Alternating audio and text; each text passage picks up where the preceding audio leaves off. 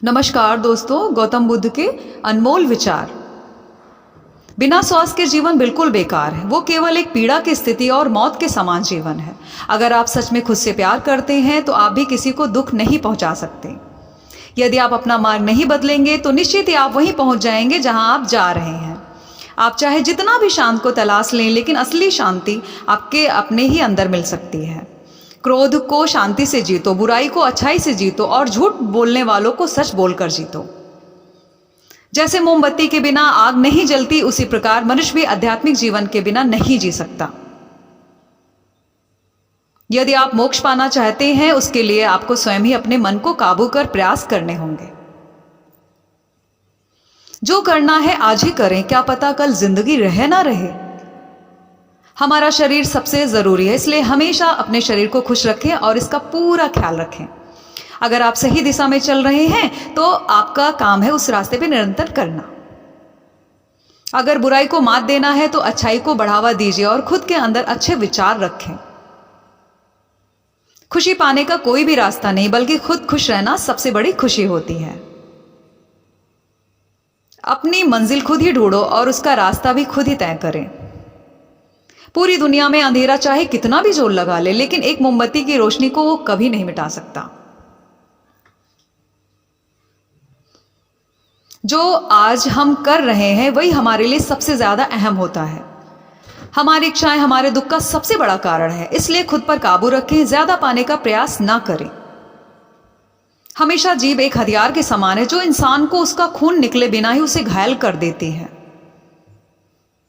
अतीत के बारे में मत सोचो और ना ही भविष्य के बारे में सोचो, वर्तमान में जियो। हर सुबह हर इंसान जन्म लेता है, आज हम पूरे दिन में क्या करेंगे यह बहुत मायने रखता है दोस्तों। एक दिन एक जीवन को बदल सकता है, इसी तरह एक जीवन पूरे विश्व को बदल सकता है। अगर आपके अंदर दया नहीं तो आपका जीवन पूरी तरह नष्ट है। बूंद बूंद से घड़ा बढ़ता है, इसलिए अपने घड़े को भरने के लिए मेहनत नियंत्रण करते रहना चाहिए।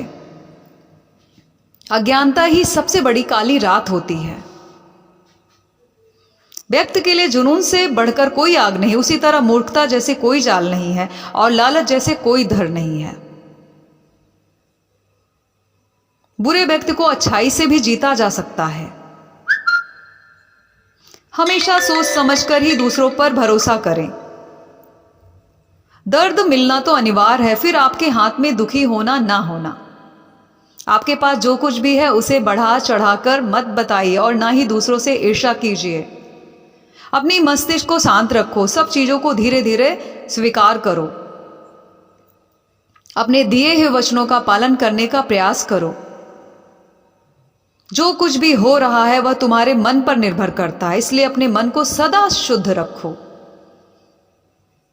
अपनी आंतरिक शांति को खोज, क्योंकि वही सच्ची सुख की जड़ है। जितना संभव हो सके दूसरों के लिए करुणा भाव बनाए रखो। क्रोध के साथ नहीं, प्यार और समझदारी के साथ कार्रवाई करो। बुद्धि के साथ बोलो, धैर्य के साथ सुनो, सत्य के साथ काम करो। जो अपने दुख को नष्ट करता है वह दूसरे को भी सुख दे सकता है। जीवन की शिक्षा यह है कि सब कुछ अस्थायी है, इसलिए आत्मा को स्थिर रखो। जिसे हासिल करने की इच्छा नहीं होती उसे खोने का डर नहीं होता। दुख उत्पन्न करने वाली चीजों से दूर रहें, इससे मनुष्य को सुख प्राप्त होगा।